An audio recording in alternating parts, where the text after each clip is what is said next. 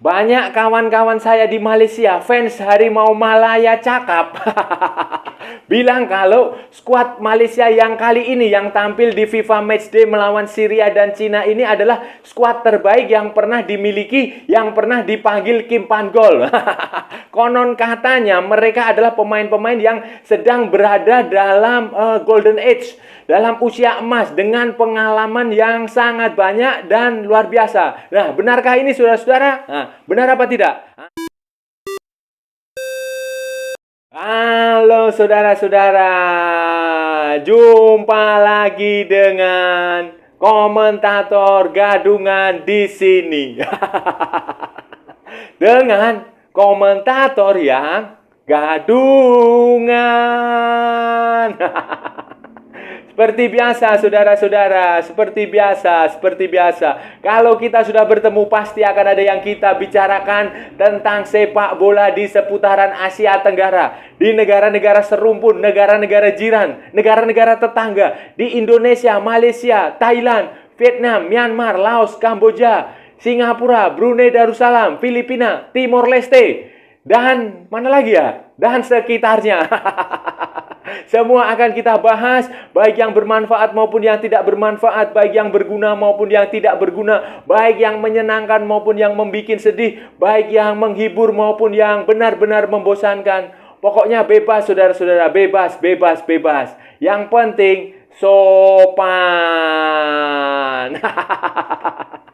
Dan hari ini saudara-saudara, hari ini kita akan bicara tentang tim nasional Malaysia yang akan menjalani pertandingan persahabatan internasional FIFA Matchday melawan Syria dan Cina. Karena begini, saya dengar-dengar nih banyak saudara-saudara saya, banyak kawan-kawan saya, banyak teman-teman saya di Malaysia, fans Harimau Malaya yang mengatakan skuad kali ini, skuad asuhan Kim Pan-gol ini adalah yang terbaik yang pernah ada. Tim yang terbaik yang pernah dimiliki dan dipanggil Kim Pan-gol. Nah, konon katanya ini pemain-pemain yang terdiri dari pemain-pemain yang benar-benar bagus, yang sedang berada dalam rentang usia yang sangat ideal. 20-an ya, beberapa ada di 30-an awal. Nah, itu mereka bilang ini yang terbaik. Dan apakah itu betul saudara-saudara? Apakah itu benar? Apakah itu tepat? Nah, ini akan kita bahas, akan kita ulas, akan kita analisis, akan kita cakap. Akan kita perbincangkan di edisi kali ini saudara-saudara. Saudara-saudara, setelah edisi sebelumnya kita membahas tim nasional Indonesia ya, pemanggilan tim nasional. Sekarang kita akan membahas tim nasional Malaysia, saudara-saudara. Malaysia ini atau yang biasa mereka disebut sebagai Harimau Malaya ini akan menjalani dua friendly match internasional di Cina, away. Jadi mereka away. Biasanya kan mereka home. Mereka mengadakan FIFA Matchday home, sekarang mereka mengadakan FIFA Matchday away. Nah, mereka akan tampil di Chengdu di Cina, di negeri tirai bambu. Di negerinya Xi Jinping apa siapa itu. Itu. Di situ mereka akan menghadapi Syria tanggal 6 September 2023 dan menghadapi Cina tanggal 9 September 2023. Ini adalah dua pertandingan yang sangat berat karena lawan itu memiliki peringkat FIFA, ranking FIFA yang lebih bagus dari Malaysia. Kemudian kekuatan materi pemain lawan, materi pemain Syria maupun Cina itu juga sedikit di atas Malaysia. Kita harus fair ya, ini.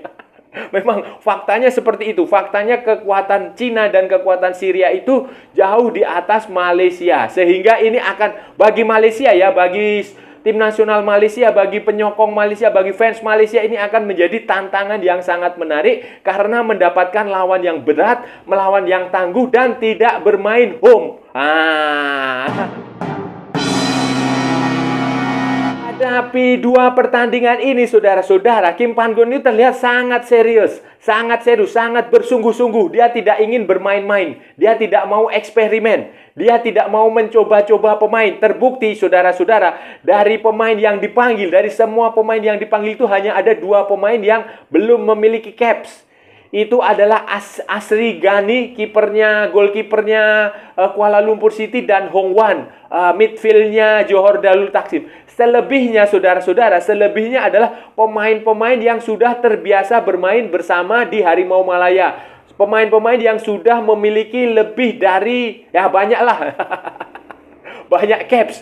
Di atas 10 caps lebih, ada beberapa yang bahkan sudah 50 caps, 40 caps, sudah banyak. Jadi mereka adalah pemain-pemain yang berpengalaman. Ini menunjukkan memang ya Kim Pan-gon tidak mau bereksperimen, yang seperti yang saya bilang tadi. Dia benar-benar memasang target. Dia ingin serius. Dia ingin tim nasional Malaysia ini tidak tampil memalukan, tidak tampil apa adanya, tidak dikalahkan. Nah, tidak, mereka targetnya jelas ini. Tampaknya targetnya jelas.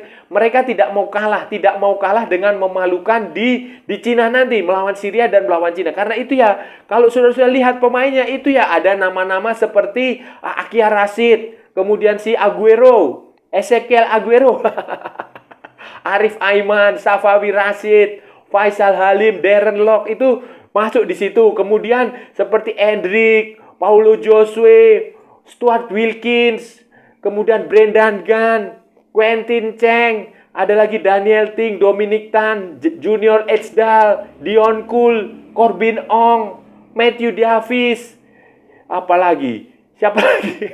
Syahmi Safari, kemudian Syiham Hasbi, semua itu adalah mereka di Malaysia ya, menurut orang-orang Malaysia, menurut fansnya Malaysia, dan menurut orang-orang di Malaysia, mereka adalah pemain-pemain terbaik yang saat ini dimiliki Malaysia. Mereka adalah pemain-pemain yang sangat matang, sangat punya pengalaman, sangat memiliki jam terbang, sangat memiliki kemampuan yang bisa diandalkan oleh Kim Pan-gon ketika menghadapi FIFA Matchday edisi September 2023 ini, saudara-saudara. Ambil contoh Matthew Davis, saudara-saudara. Matthew Davis adalah pemain belakang, pemain keturunan Malaysia Australia. Dia sudah bermain di tim nasional Malaysia sejak 2015, sejak U23, dan di tim nasional senior ini dia sudah punya setidaknya 41 caps. Sekarang dia main di Johor Darul Takzim. Kemudian teman dia di klub di Johor Darul Takzim, si Sahrul Sad, itu juga sudah berpengalaman. Dia sudah punya 51 caps bersama tim nasional Malaysia. Kemudian ada lagi seperti si Corbin Ong.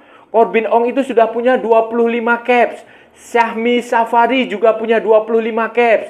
Kemudian di lini serang itu kayak Safawi Rashid, itu juga sudah sangat berpengalaman, saudara-saudara. Safawi Rashid, kemudian Akia Rashid itu juga sudah punya 40 caps. Kalau Safawi Rashid itu sudah punya 54 caps. Itu sudah pemain yang ya sangat berpengalaman lah. Safawi ini sudah pernah main di Portugal, kemudian main di Thailand, di Ratchaburi, kemudian banyak lah. Jadi mereka adalah pemain. Ada lagi seperti si Arif Aiman, walaupun masih muda, masih 21 tahun, tapi sudah punya setidaknya 17 caps di level senior dan menjadi salah satu pemain yang paling kalau istilahnya itu ya wonderkid lah. Wonderkid, pemain yang paling diandalkan di sepak bola Malaysia saat ini. Kemudian Faisal Halim itu juga ada di situ, juga punya pengalaman 23 caps. Jadi intinya adalah banyak sekali pemain-pemain yang usianya rentang 20-an sampai 30 minimal yang ya memang dipanggil. Benarkah mereka ini pemain-pemain terbaik? Ya, kalau menurut Malaysia, menurut fans Malaysia, ya memang mereka adalah pemain-pemain terbaik yang pernah dimiliki, yang pernah dipanggil Kim Pan-gon. Di eranya Kim Pan-gon ya, saudara-saudara ya. Tetapi saudara-saudara, kalaupun itu betul ya nggak masalah. Yang justru jauh lebih penting sekarang adalah melihat kekuatan lawan yang akan dihadapi. Apakah lawan yang dihadapi juga setangguh Malaysia atau bahkan lebih tangguh, atau justru tidak sebagus Malaysia? Ini yang lebih penting, saudara-saudara, lebih penting, karena sebagus-bagusnya tim kita juga harus melihat lawan kita itu sebagus apa.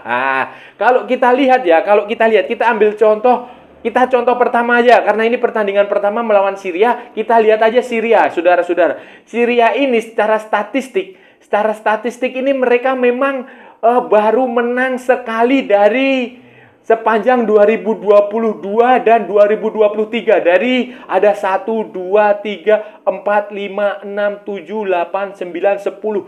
Dari 10 pertandingan yang dijalani selama 2022 sejak September 2022, sejak 23 September 2023 sampai 20 Juni 2023 ini mereka hanya menang sekali, saudara-saudara, waktu menghadapi Thailand tanggal 25 Maret. Selebihnya 9 pertandingan dijalani Syria itu dengan kekalahan. Termasuk kekalahan 0-1 dari Vietnam. Tetapi mereka menang lawan Thailand. Ini kan menarik, dan hari ini mereka akan berhadapan dengan Malaysia, saudara-saudara. Walaupun Syria kalah 9 kali dari 10 pertandingan, saudara-saudara, itu tidak bisa menjadikan patokan, tidak menjadikan parameter yang untuk menilai bahwa Syria ini tim jelek. Kenapa? Karena dalam pertandingan-pertandingan itu mereka tidak bisa mengumpulkan pemain terbaik mereka dengan berbagai alasan. Ya, perang lah, COVID lah, cedera lah, macam-macam lah. Kalau saudara-saudara perhatikan, dan ini pemain yang kemungkinan besar akan bermain melawan Malaysia dan Cina yang dipanggil untuk kali ini oleh Hector Raul Cooper. Hector Raul Cooper itu pelatihnya Syria, saudara-saudara. Pelatih ternama dari Argentina lah, itu udah. Kalau orang bola pasti paham siapa Hector Raul Cooper ini. Dari skuad yang dipanggil Hector Raul Cooper untuk menghadapi Malaysia dan Cina, kalau nggak salah mereka itu juga sama. Itu pemainnya pemain-pemain bagus, pemain-pemain pengalaman yang punya cap sangat banyak. Dan beberapa di antaranya bermain di luar negeri, abroad. Kita sebut saja Mardikian. Itu striker berusia 31 tahun. Dia sudah punya 39 caps dan saat ini bermain di Al-Hamriyah di Uni Emirat Arab. Kemudian ada lagi Omar Al-Somah. Ini bintangnya, saudara-saudara. Omar Al-Somah ini striker yang sangat berpengalaman, sangat bagus. Dia sudah punya 36 caps. 36 caps dan berusia 34 tahun. Sekarang dia main di Al-Arabi di Qatar, salah satu klub elit di Qatar. Kemudian ada lagi yang main di Yunani, di Greece, di Aten Kalitea, itu si Abdurrahman Weiss. Pemain keturunan juga itu, dia pemain keturunan. Itu main juga sangat bagus. Kemudian ada lagi yang Kamel Heimseh, itu main di Al-Ahli di Qatar, klub elit juga. Kemudian ada lagi Muhammad Anes, main di Al-Rifa di Qatar juga. Kemudian ada Muhammad Osman, itu main di Lampun Warrior di Thailand. Kemudian ada lagi Muhammad Al-Marmur, itu main di Lebanon, di Al-Ahmed. Ada lagi si Omar Midani, itu main di Al-Nassr di mana? Kuwait. Kemudian ada lagi, ya ada beberapa pemain lokal yang tak kalah bagus. Seperti pemain yang main di klub lokal, saudara-saudara, yang tak kalah bagus itu seperti si Amro Jeniat, itu main di Al-Karamah. Kemudian ada lagi Sa'ad Al-Ahmad. Itu juga pemain bagus. Jadi ada banyak pemain bagus di skuad Syria yang dipanggil untuk pertandingan FIFA Matchday kali ini, yang bisa dipastikan mereka akan mampu mengalahkan Malaysia, mampu merepotkan Malaysia. Dan ini pemain-pemain ini akan membuat statistik dari 10 pertandingan terakhir dengan 9 diantaranya berakhir dengan kekalahan. Itu tidak akan ada artinya, saudara-saudara, tidak akan ada maknanya, karena nanti yang menentukan adalah pertandingan di lapangan nanti tanggal 6 September 2020. Cina bagaimana, saudara-saudara? Bagaimana dengan Cina? Cina itu, saudara-saudara, dari 4 pertandingan terakhir ya, dari 4 pertandingan terakhir itu mereka menang 2 kali dan seri 1 kali. Kalah 1 kali, seri dengan New Zealand dan kalah dengan New Zealand. Sementara 2 kemenangan itu dihasilkan melawan Myanmar dan Palestina.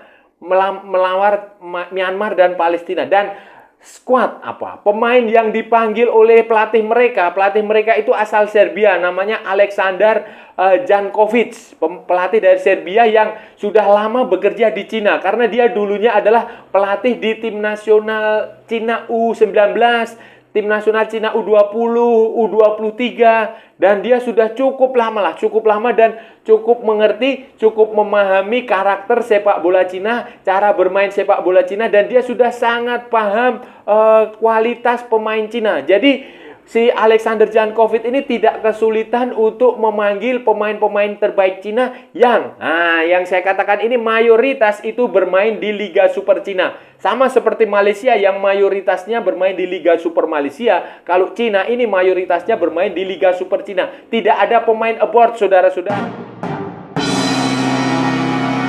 Saudara-saudara, 3 pemain Cina yang sepatutnya, yang boleh diwaspadai, boleh diperhatikan, boleh ditangani dengan seserius-seriusnya, dengan harus hati-hati adalah 3 pemain ini ya, saudara. Itu semuanya di lini serang. Di lini depan, si Wu Lei. Wu Lei ini penyerang berusia 31 tahun. Itu dia disebut sebagai Maradona dari Cina. Dia dulu pernah bermain di Eropa, di Espanyol, di La Liga. Dia membawa Espanyol promosi dari Segunda Division ke La Liga. Itu si Wu Lei. Nah, sekarang dia main di Shanghai Port. Kemudian ada lagi Eccleston, pemain naturalisasi, pemain kelahiran Brasil. Usianya sudah 34 tahun, tetapi dia punya kemampuan mencetak gol yang luar biasa. Dulu dia main di Guangzhou Evergrande, sekarang dia main di Chengdu Rongcheng. Kemudian pemain ketiga yang waktu dipaspadai adalah Wu Zi. Wu Zi itu usia 34, saudara-saudara. Dia main di Shanghai Shenhua. Dia adalah midfield, gelandang. Gelandang yang punya pengalaman luar biasa. Tetapi saudara, bukan hanya 3 itu saja. Cina juga punya pertahanan yang sangat bagus.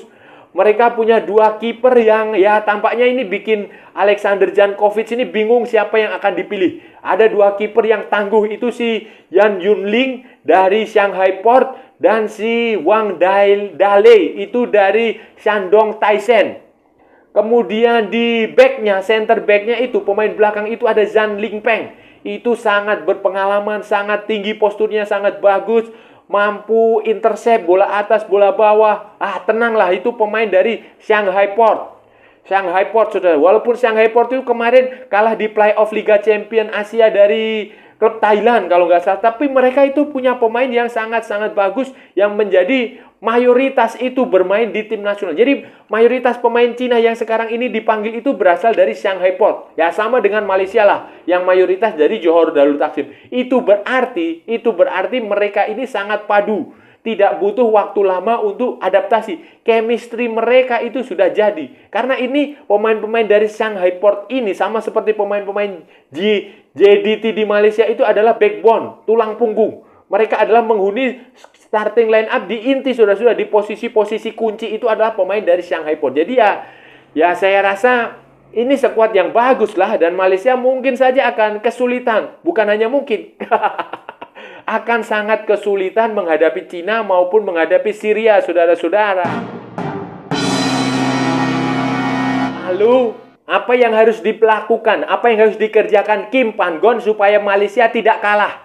Ya, kalaupun kalah, ya kalah dengan skor tipis. Ya, syukur-syukur mudah-mudahan bisa bermain imbang, draw, seri, atau ya kalau menang ya alhamdulillah itu, saudara-saudara. Kalau Malaysia bisa mengalahkan Syria atau mengalahkan Cina saat away itu ya itu sudah akan jadi capaian yang sangat bagus. Nah, itu bagaimana caranya, saudara-saudara? Bagaimana? Ya saran saya ya, Kim Pan-gon itu jangan bermain dengan ofensif. Jangan bermain ofensif ya. Pertama-tama mungkin bisa menahan tempo, mengatur waktu, mengatur ritme, tidak usah terlalu agresif. Walaupun Malaysia punya pemain-pemain yang agresif, seperti si Aiman sama si Faisal Halim, Akhyar Rashid, seperti itulah, Safawir, itu juga pemain-pemain yang agresif. Tapi tidak usah terlalu memaksakan diri untuk bermain agresif. Sabar dulu aja lah, sabar defensif, kemudian counter attack, saudara-saudara. Counter attack itu bisa menjadi salah satu solusi. Permainan cepat, karena Malaysia itu punya 2 winger yang cepat. Faisal sama Arif itu sangat cepat dan punya kemampuan keterampilan teknik yang bagus. Jadi itu bisa dimanfaatkan.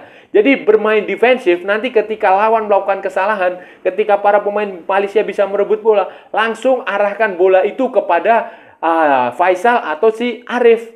Barulah di situ nanti dia mau di cross lagi, mau diolah atau di apa itu, tetapi Intinya adalah bermainlah defensif. Defensif bertahan, menunggu lawan melakukan kesalahan, tidak usah buru-buru melakukan inisiatif serangan. Ah, itu yang salah satu kuncinya dan ya semoga berhasil lah. Nah, saudara-saudara, itu tadi pembahasan kita hari ini, saudara-saudara. Kita sudah bicara panjang lebar tentang tim nasional Malaysia, tentang Harimau Malaya yang akan menjalani FIFA Matchday, friendly match internasional dalam kalender FIFA melawan Suriah, Syria, dan Cina di Chengdu kalau nggak salah, saudara-saudara. Itu tadi kita sudah mengulas tesis, hipotesis yang mengatakan bahwa tim nasional Malaysia saat ini adalah yang terbaik yang pernah dimiliki, yang pernah dipanggil Kim Pan Gon. Nah, terdiri dari beberapa pemain. Mayoritas memang berasal dari Johor Darul Taksim. Mayoritas berasal dari Liga Super Malaysia. Hanya ada beberapa pemain yang abroad, yang main di Indonesia seperti Junior Ejdal sama si Dion Kuls yang dari Buriram di Thailand. Nah, itu tadi kita sudah ungkapkan kelebihan dan kekurangan. Kita juga tadi sudah membeberkan calon lawan Malaysia, kekuatannya dan kelemahannya seperti apa. Dan saya rasa saudara-saudara sudah cukup ya saudara-saudara. Kalau ada salah-salah ya mohon maaf saudara-saudara. Namanya juga gadungan. Wajar kalau gadungan itu salah. Normal, masuk akal. Tetapi kalau benar saudara-saudara berarti sebuah kebenaran. Kalau saudara-saudara merasa channel ini bermanfaat, berguna, menghibur, menginspirasi, silahkan like, share, and subscribe. Tapi kalau tidak saudara-saudara, abaikan saja. Di skip, jangan ditonton. Tetapi jangan juga di report. Kasihan saya saudara-saudara. Ikuti pula akun media sosial Komentator Gadungan, ada di Instagram, ada di Facebook, dan ada di TikTok. Oke saudara-saudara, sampai bertemu lagi di edisi-edisi berikutnya dengan tema-tema yang jauh lebih tidak bermanfaat, dengan tema-tema yang jauh lebih tidak berguna, dengan tema-tema yang jauh lebih membosankan. Oke saudara-saudara, sampai bertemu lagi. Salam olahraga dan merdeka!